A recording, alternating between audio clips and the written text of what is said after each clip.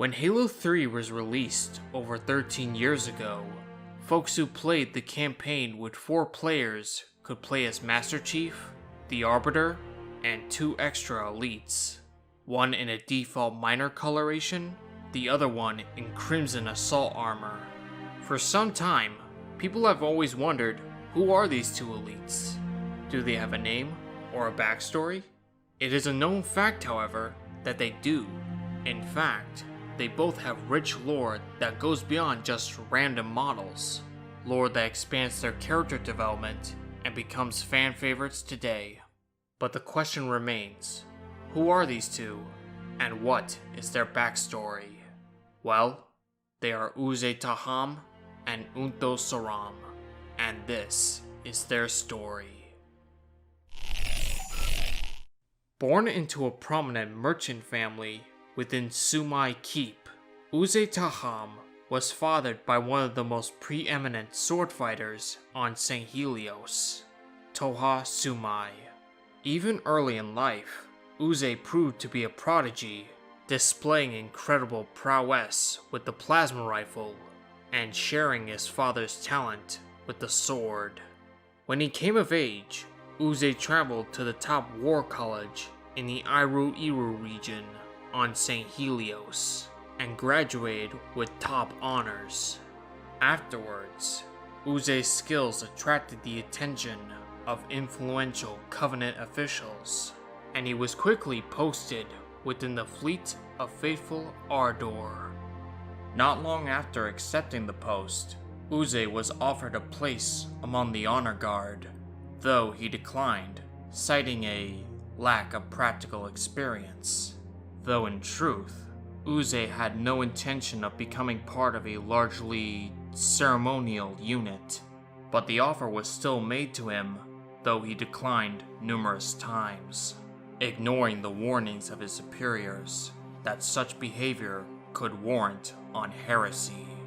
Uze evaded countless punitive actions and at least 2 assassination attempts while continuing to serve with distinction. This earned him a lot of respect within certain circles for dismissing the honor guard's offer in favor of pursuing combat. He would be pursued by another order within the Covenant, one that had greater appeal to him, the Aesthetic Guard, an ancient order within Sangheili culture fervently devoted to a pre-Covenant faith. While the Aesthetics military forces were formally dissolved following the Writ of Union, Aesthetic priests continued to recruit worthy Sangheili warriors into their order.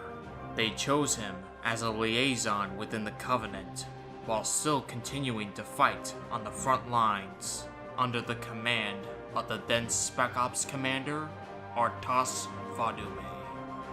Sroam was the youngest member of his Special Operations Unit near the end of the Covenant War, serving with distinction and outperforming many Sangheili who were decades his senior. He enlisted into military service after the end of his adolescence, but his promotion path was accelerated for his age and his innate talent as a strategist and a leader. When the Great Schism came to pass, both he and Uze became trusted swords at the side of the Arbiter and followed him from Earth all the way to the Ark at the far edge of the Milky Way in an attempt to stop the Prophet of Truth from activating the Halos. They succeeded, and the Arbiter gutted the Prophet of Truth, ending the Covenant once and for all. Following the end of the Covenant War, the 2 Sangheili swore allegiance to Thel 'Vadam and became Swords of Sangheili. Untho became a field commander to the Arbiter and followed him through numerous battles as the Sangheili Civil War raged on. In his eyes, Sangheili who carried the tainted banner of the Covenant brought shame to their noble heritage and deserved only a swift death. Although Unto's romanticized nationalism is meant for all Sangheili, he's developed a strong respect for humans, not necessarily for their physical abilities or martial prowess, but for their audacity and resolve. Traits that true warriors understand are just as critical to turning the tide of battle. All the while, Uze was once again approached by the Aesthetics to become one of their emissaries to the Navy of the Swords of Sanghelios, and later a liaison to the UNSC. He would also help to rebuild the Aesthetic Order to its former roots that were forsaken when the Covenant was founded, and train new warriors to fight back against any remaining Covenant holdouts. These two would be reunited once again at the behest of the Arbiter. They joined a hybrid team of Sangheili and human operatives on a mission that would take them back to the Ark in order to stop the firing of the Halo Array caused by the rampant Forerunner AI 000 Tragic Solitude. Untho would command the Sword to Sanghelios effort on board the corvette Mayhem until the ship crash-landed on the Ark shortly after they arrived through the entry portal. Though they faced many dangers on the Ark, the wildlife, and the Monitor's Armiger army, they completed their mission and destroyed the Monitor. But during this time, the two Sangheili would bond with several of their human compatriots, with Untho butting heads with Frank Kodiak, a Marine turned Spartan 4 who lost his arm to Untho during the war.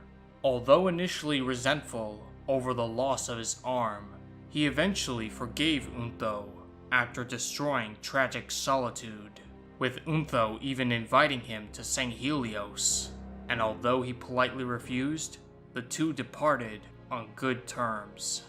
Uze Taham would bond with the UNSC liaison and future member of Fireteam Osiris, Olympia Vale, and came to respect the human scientists Luther Main and Henry Lamb, and was saddened by the latter's sacrifice to stop the rogue Monitor.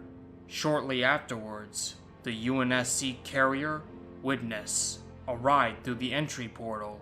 The crew of Mayhem, along with the survivors of Operation Farstorm, were brought aboard and returned to Earth. Where the two Sangheili are now is unknown. It is likely that they returned to the Arbiter's service on Sanghelios and continued to fight for the Swords of Sanghelios. And with the created uprising beginning years later, these warriors will be called forth to defend the freedom and honor of the Sangheili people once again.